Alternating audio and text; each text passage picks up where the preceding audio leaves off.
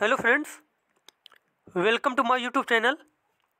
आज हम लोग पढ़ेंगे आदिकाल के बारे में और ये सारे वही क्वेश्चन होंगे जो विगत वर्षों में किसी न किसी एग्जाम में पूछे गए हैं और उससे संबंधित जितने नए क्वेश्चन बनेंगे वो भी हम लोग कंप्लीट करेंगे। और अगर आप लोगों को वीडियो अच्छा लगे तो चैनल को सब्सक्राइब करें, वीडियो को लाइक करें, कमेंट करें। चलिए देखते हैं यहाँ पे पहला क्वेश्चन पूछा गया है। पहला क्वेश्चन यहाँ पर दिया गया है, आल्हा खंड किस बोली या फिर किस भाषा में लिखा गया है। तो इसका करेक्ट आंसर हो जाएगा जो आल्हा खंड है ये लिखा गया था बुंदेली भाषा में। और इसके लेखक कौन है? इसके लेखक हैं जगनिक। कौन है? जगनिक है इसके लेखक। तो ये भी आपको याद रखना है। और यहाँ पे देखो एक पॉइंट ये बताया गया है, इसमें आल्हा और ऊदल नामक दो प्रसिद्ध वीरों की 52 लड़ाइयों का रोमांचकारी वर्णन है। उसके बाद अगला क्वेश्चन है, कीर्तिलता किस भाषा की रचना है। कीर्तिलता जो है यह है अपभ्रंश की रचना। किसकी रचना है? अपभ्रंश भाषा की रचना है। तो यहाँ पे सी ऑप्शन बिल्कुल ही सही हो जाएगा। और जो कीर्तिलता है इसकी जो है रचनाकार है उनका नाम है विद्यापति। क्या नाम उनका? उनका नाम है विद्यापति। तो ये भी आपको याद रखना है। अब यहाँ पे देखो विद्यापति की जो अन्य रचनाएं हैं, जैसे कि विद्यापति की अन्य रचनाएं जो इम्पोर्टेंट है, जैसे पदावली, कीर्ति पताका, पुरुष परीक्षा और भू परिक्रमा, ये सारी रचनाएं किसकी हैं? विद्यापति की। तो ये भी आपको याद रखना है। उसके बाद अगला क्वेश्चन पूछा गया यहाँ पे। अगला क्वेश्चन यहाँ पर दिया गया है, इनमें से किसे कवियों में राजकुमार के रूप में जाना जाता है। कवियों में राजकुमार के रूप से जाना जाता है अमीर खुसरो को। किसको? अमीर खुसरो को। अब देखो यहाँ पे अमीर खुसरो के बारे में बहुत इंपॉर्टेंट पॉइंट बताया गया है। अमीर खुसरो प्रथम मुस्लिम कवि थे जिन्होंने हिंदी खड़ी बोली के शब्दों का खुलकर प्रयोग किया। खड़ी बोली के प्रथम प्रयोग का श्रेय भी अमीर खुसरो को दिया जाता है। तो ये पॉइंट आपको याद रखने हैं। उसके बाद अमीर खुसरो द्वारा रचित कुछ प्रसिद्ध पंक्तियां इस प्रकार हैं, जैसे कि एरी सखी मोरे पिया घर आए, छाप तिलक सब छीनी रे, जो मैं जानती बिफरत है सैया।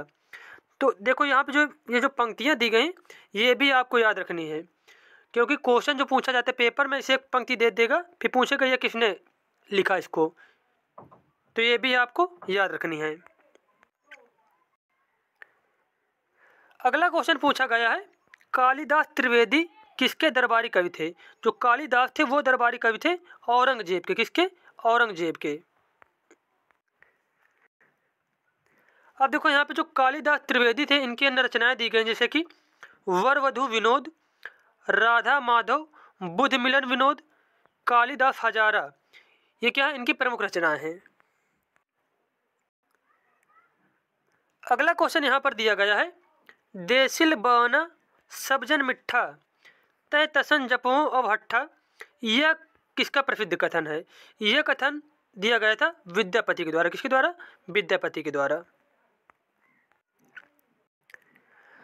अब देखो यहाँ पे विद्यापति के बारे में कुछ इंपॉर्टेंट पॉइंट जान लेते हैं। जो विद्यापति थे इनको मैथिल कोकिल के नाम से भी जाना जाता है। मैथिल कोकिल के नाम से इसलिए जाना जाता है क्योंकि मैथिली भाषा के सर्वोपरि कवि थे, मतलब इनसे अच्छा कोई कवि नहीं था मैथिली भाषा में। इसी वजह से इनको मैथिल कोकिल के नाम से जाना जाने लगा। और इनकी प्रमुख रचनाएं कौन थी? कीर्तिलता, कीर्ति पताका, पदावली और गोरक्ष विजय। ये इनकी कुछ प्रमुख रचना है। तो ये सारी रचनाएं भी आपको याद रखनी है। अगला क्वेश्चन यहाँ पर दिया है, रासोचरित काव्य है और उसकी रचना रासक शैली में हुई थी। अब यहाँ पे क्वेश्चन देखो एक बार फिर से देख लेते हैं हम लोग यहाँ पे कि रासो क्या है? रासोचरित काव्य है और उसकी रचना रासक शैली में हुई थी। यह कथन है आचार्य हजारी प्रसाद द्विवेदी का। किसका? आचार्य हजारी प्रसाद द्विवेदी का। अब देखो यहाँ पे बताया गया है, जो आचार्य हजारी प्रसाद द्विवेदी थे उनका कथन क्या है कि रासोचरित काव्य है और उसकी रचना रासक शैली में हुई है। जबकि आचार्य रामचंद्र शुक्ल थे, उन्होंने रासो शब्द की उत्पत्ति रामायण से माना है। वे लिखते हैं, चंद्रबंदाई हिंदी के प्रथम महाकवि माने जाते हैं और इनका पृथ्वीराज रासो हिंदी का प्रथम महाकाव्य है। हजारी प्रसाद द्विवेदी रासो शब्द की उत्पत्ति रासक उपरूपक शब्द से मानते हैं। और यहीं पे जो रासो शब्द की उत्पत्ति आचार्य रामचंद्र शुक्ल कहाँ से मानते हैं? रसायन से मानते हैं, सॉरी यहाँ पे रामायण बोल दिया था हमने, रसायन से मानते हैं। और जो हजारी प्रसाद द्विवेदी हैं ये रासो शब्द की उत्पत्ति रासक उपरूपक से मानते हैं। और यहाँ पर जो दिया गया पृथ्वीराज रासो, ये इसके लेखक कौन है? चंद्र बरदाई है, तो ये भी आपको याद रखना है। अगला क्वेश्चन यहाँ पर पूछा गया है, अपभ्रंश का वाल्मीकि कहा जाता है? अपभ्रंश का वाल्मीकि कहा जाता है स्वयंभू को। किसको? स्वयंभू को। अब देखो यहाँ पे जो स्वयंभू की इंपॉर्टेंट रचनाएं हैं वो दी गई यहाँ पे, जैसे कि परम चर्यु, रिठेड़े मिचर्यु, स्वयंभू छंद, ये इनकी क्या है? प्रमुख रचनाएं हैं। उसके बाद नेक्स्ट क्वेश्चन दिया गया है, गोरी सोए सेज पर मुख पर डारे केस, यह किसका प्रसिद्ध कथन है? यह कथन है अमीर खुसरो का। किसका? अमीर खुसरो का। अब देखो यहाँ पे बताया गया है, जो यहाँ पे जो कथन दिया गया था, गोरी सोए सेज पर मुख पर डारे केस, चल खुसरो घर आपने रैन भाई चौदेश। उसके बाद ये पंक्तियाँ तो हम लोगों ने पढ़ लिया, किसकी? अमीर खुसरो की है। और इनकी प्रमुख रचना जो है, जैसे कि खालिक बारी, मुकरियाँ, दो सुखने, खुसरो की पहेलियाँ, मुकरियाँ और रुबाई, ये सारी रचनाएं किसकी हैं? अमीर खुसरो की हैं।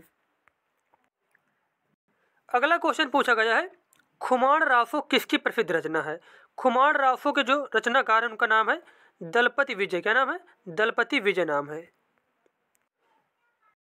अब देखो यहाँ पे कुछ इंपॉर्टेंट रचनाएं और कवि दिए गए, जैसे कि खुमान रासो के रचनाकार हो गए दलपति विजय, और हमीर रासो के रचनाकार हैं सारंगधर, बीसल देव रासो के नरपति नाल, और आला खंड या फिर जिसे परमाल रासो कहा जाता है उसके लेखक हैं जगनिक। तो ये भी सारे इंपॉर्टेंट पॉइंट है, ये भी याद रखने हैं। अगला क्वेश्चन पूछा गया है, जय मन पावन न संचरई, रवि सस नहीं पवेश, यह उक्ति किस रचनाकार की है? यह उक्ति है सरहपा की। किसकी? सरहपा की। अब देखो यहाँ पे सरहपा के कुछ उपनाम जो प्रमुख नाम है वो भी बताए गए हैं। ये हिंदी के प्रथम कवि माने जाते हैं। वेरी इंपॉर्टेंट पॉइंट है कि जो सरहपा है ये क्या हिंदी के प्रथम कवि माने जाते हैं। और उसके बाद इन्हें सरोज व्रज, राहुल भद्र आदि नामों से भी जाना जाता है। अब क्वेश्चन पूछ लिया जाए कि सरहपा का अन्य नाम क्या है, तो बता देंगे सरोज व्रज और राहुल भद्र।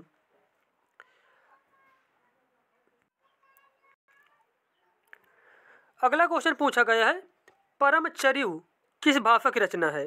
परमचर्यु जो लिखी गई है वो लिखी गई है अपभ्रंश भाषा में। अपभ्रंश भाषा में। अब देखो यहाँ पे कुछ इंपॉर्टेंट पॉइंट दिए गए हैं, जैसे कि स्वयंभू हिंदी साहित्य के आदिकाल के कवि हैं। और जो परमचर्यु है ये किसकी रचना है? ये है स्वयंभू की। स्वयंभू द्वारा रचित है जो परमचर्यु है। और उसके बाद डॉक्टर राम कुमार वर्मा ने अपभ्रंश भाषा का प्रथम कवि स्वयंभू को हिंदी का प्रथम कवि माना है। अब देखो यहाँ पे अगर पूछ लिया जाए आपसे कि अपभ्रंश भाषा का प्रथम कवि कौन है, तो स्वयंभू हो जाएगा। या भी पूछ लिया जाए हिंदी का प्रथम कवि कौन है, तो बता देंगे स्वयंभू। उसके बाद स्वयंभू को अपभ्रंश का वाल्मीकि कहा जाता है। ये भी बहुत बार क्वेश्चन पूछा गया है कि अपभ्रंश का वाल्मीकि कहा जाता है किसको, तो आंसर हो जाएगा स्वयंभू को। और स्वयंभू की कुछ इंपॉर्टेंट रचनाएं दी गई यहाँ पे, जैसे कि रिठेड़े मचर्यु, स्वयंभू छंद, और एक क्या हो, एक ये जो है पौमचर्यु। ये क्या है? ये तीनों इंपॉर्टेंट रचना है स्वयंभू की। अगला क्वेश्चन पूछा गया है, छंदानुशासन के रचयिता इनमें से कौन है? छंदानुशासन के रचनाकार हैं हेमचंद्र। कौन है? हेमचंद्र। अगला क्वेश्चन यहाँ पर पूछा गया है, संदेश रासक के रचयिता कौन है? संदेश रासक के रचयिता है अब्दुल रहमान। कौन है? अब्दुल रहमान है। और कौन सी भाषा में लिखी गई है? तो ये भी लिखी गई है अपभ्रंश भाषा में। अपभ्रंश भाषा में। अगला क्वेश्चन यहाँ पर पूछा गया है, यहाँ पे क्वेश्चन दिया गया है, पाणिनि किसे कहा जाता है? प्राकृत का पाणिनि किसे कहा जाता है? तो यहाँ पे जो प्राकृत का पाणिनि कहा जाता है हेमचंद्र को। किसको? हेमचंद्र को। अब देखो यहाँ पे कुछ पॉइंट बताए गए, जैसे कि प्राकृत का पाणिनि हेमचंद्र को कहा जाता है। आचार्य हेमचंद्र एक भारतीय जैन विद्वान, कवि, गणितज्ञ थे। इन्होंने व्याकरण, दर्शन, गणित एवं छंद पर पुस्तकें लिखी हैं। अपनी विलक्षण प्रतिभा के कारण उन्हें कलिकाल सर्वज्ञ, अपने समय के सभी ज्ञान के ज्ञाता की उपाधि प्रदान की गई है। तो यहाँ जो सबसे इम्पोर्टेंट पॉइंट है कि कलिकाल सर्वज्ञ किसे कहा जाता है, अगर पूछा जाए तब आंसर हो जाएगा हेमचंद्र को। और दूसरा पॉइंट हम लोगों ने पढ़ लिया, जो प्राकृत का पाणिनि किसे कहा जाता है, तो ये भी कहा जाता है हेमचंद्र को। अगला क्वेश्चन पूछा गया है, इनमें से 84 सिद्धों में प्रथम सिद्ध कौन है? प्रथम सिद्ध थे फरहपा। कौन थे? फरहपा थे। अब देखो यहाँ पे बताया गया है 84 सिद्धों का संबंध बौद्ध धर्म से है। ये भारत के पूर्वी भाग में सक्रिय थे। 84 सिद्धों में सरहपा, सबरपा, डोम्बिप्पा, लुइपा आदि मुख्य कवि थे, जिन्हें सरहपा को प्रथम सिद्ध कवि माना गया है। राहुल शंकरतायन ने इन्हें हिंदी का प्रथम कवि माना है। हिंदी का प्रथम कवि माना है राहुल शंकरतायन ने किसको? सरहपा को। अगला क्वेश्चन यहाँ पर पूछा गया है, इनमें से खड़ी बोली हिंदी के पहले कवि कौन थे? खड़ी बोली हिंदी के प्रथम कवि माने जाते हैं अमीर खुसरो। अमीर खुसरो। अब देखो यहाँ पे बताया गया है, खड़ी बोली हिंदी के पहले कवि अमीर खुसरो हैं। अमीर खुसरो कवि, संकीर्तक, इतिहासकार थे और इनकी प्रमुख रचनाएं कुछ दी गई हैं, जैसे कि खालिबकारी, मुकरिया, हालात कन्हैया, आशिका, नू सिपिहर, तुगलकनामा। ये सारी इनकी प्रमुख रचनाएं हैं और खड़ी बोली हिंदी का जनक इनको माना जाता है। क्वेश्चन पूछ लिया जाए कि हिंदी खड़ी बोली का जनक किसे कहा जाता है, तो आंसर हो जाएगा अमीर खुसरो को। उसके बाद नेक्स्ट क्वेश्चन दिया गया यहाँ पे, रामचंद्र शुक्ल ने हिंदी साहित्य का प्रथम महाकाव्य इनमें से किसे माना है? रामचंद्र शुक्ल ने हिंदी साहित्य का प्रथम महाकाव्य माना है पृथ्वीराज रासो को, और इसके लेखक कौन है? चंद्र बरदाई हैं। ये भी आपको याद रखना है, इसके लेखक कौन है? चंद्र बरदाई हैं। अब देखो यहाँ पे जो पृथ्वीराज रासो है, हिंदी भाषा में लिखा गया प्रथम महाकाव्य है। इसमें चौहान वंश के शासक पृथ्वीराज चौहान के जीवन चरित्र का वर्णन किया गया है। इसके रचयिता चंद्र बरदाई पृथ्वीराज चौहान के राज कवि एवं बचपन के मित्र थे।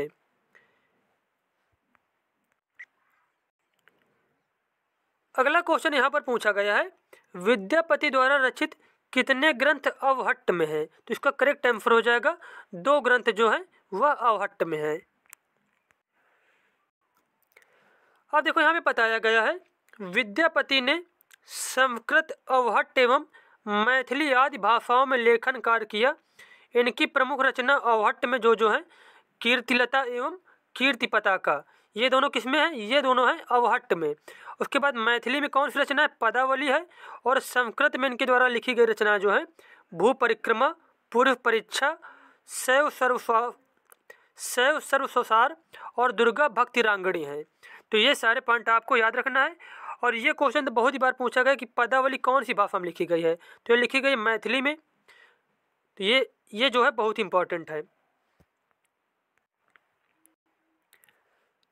अगला क्वेश्चन पूछा गया है, पृथ्वीराज रासो किस काल की रचना है? पृथ्वीराज रासो जो है वह आदिकाल की रचना, आदिकाल की। अब यहाँ पे देखो, जो पृथ्वीराज रासो ये आदिकाल की रचना है और उसके रचयिता चंद्र बरदाई। और जो आदिकाल की अन्य रचनाएं वो दी गई यहाँ पे, जैसे कि बीसल देव रासो के रचनाकार है नरपति नाल, और पलमाल रासो जो है इसके रचनाकार जगनिक। विजयपाल रासो के हैं नल सिंह, और दलपति विजय है खुमार रासो के। खुमार रासो के रचनाकार कौन है? दलपति विजय हैं। अगला क्वेश्चन यहाँ पर पूछा गया है, अमीर खुसरो का वास्तविक नाम क्या था? अमीर खुसरो का वास्तविक नाम था अबुल हसन। अबुल हसन। अब यहाँ पे देखो, अमीर खुसरो के बारे में बताया गया है कि अमीर खुसरो जो थे निजामुद्दीन औलिया के शिष्य थे और उनका वास्तविक नाम अबुल हसन था। ये खड़ी बोले के आदि कवि कहे जाते हैं। खुसरो द्वारा रचित ग्रंथों की संख्या 100 बताई जाती है, जिसमें कुछ महत्वपूर्ण ग्रंथ इस प्रकार हैं, जैसे कि खालिबकारी हो गया, पहेलियाँ, मुकरिया, 2 सुखने और गजल। ये जो पहेलियाँ आज हम लोग पूछते हैं एक दूसरे से, तो ये सब देन जो है ये अमीर खुसरो की देन है। उसके बाद अगला क्वेश्चन पूछा गया है, अमीर खुसरो का समय है। तो अमीर खुसरो किस शताब्दी में हुए? तो इसका आंसर हो जाएगा 13वीं शताब्दी में। 13वीं शताब्दी में। कई बार क्वेश्चन तो यही पूछा गया कि अमीर खुसरो का जन्म कहाँ पे हुआ था, तो आंसर हो जाएगा पटियाली गांव में हुआ था और उत्तर प्रदेश के एटा जिले में पड़ता है। कहाँ पे? उत्तर प्रदेश के एटा जिले में पटियाली गांव में 1253 ईस्वी में हुआ था। और एक इम्पॉर्टेंट पॉइंट बहुत ज़्यादा पूछा जाता है इनके बारे में कि हिंद का तोता या फिर तूतीय हिंद किसको कहा जाता है, तो इसका आंसर हो जाएगा अमीर खुसरो को। नेक्स्ट क्वेश्चन यहाँ पर दिया गया है, मैथिली के सुप्रसिद्ध कवि हैं। मैथिली के सुप्रसिद्ध कवि जो है विद्यापति है और इसकी वजह से इनको मैथिल कोकिल के नाम से भी जाना जाता है। मैथिल कोकिल के नाम से भी इनको जाना जाता है। और जो इनकी रचनाएं, जो 2 रचनाएं हैं, कीर्ति लता और कीर्ति पताका, ये दोनों ही अवहट्ट भाषा में लिखी गई। कौन सी भाषा में? अवहट्ट भाषा में। और जो पदावली है ये लिखी गई है मैथिली भाषा में। तो ये दोनों ही पॉइंट आपको याद रखने हैं। अब देखो यही क्वेश्चन पूछ लिया गया है, विद्यापति की पदावली किस भाषा में लिखी गई है, तो इसका आंसर हो जाएगा मैथिली भाषा में लिखी गई है। अगला क्वेश्चन यहाँ पर पूछा गया है, पृथ्वीराज रासो किस कवि की रचना है। ये तो बहुत बार हो गया क्वेश्चन, देखो कितने बार पूछा गया है और इसके पहले कितने बार क्वेश्चन रिपीट हो चुका। तो पृथ्वीराज रासो लिखी गई है चंद्र बरदाई के द्वारा।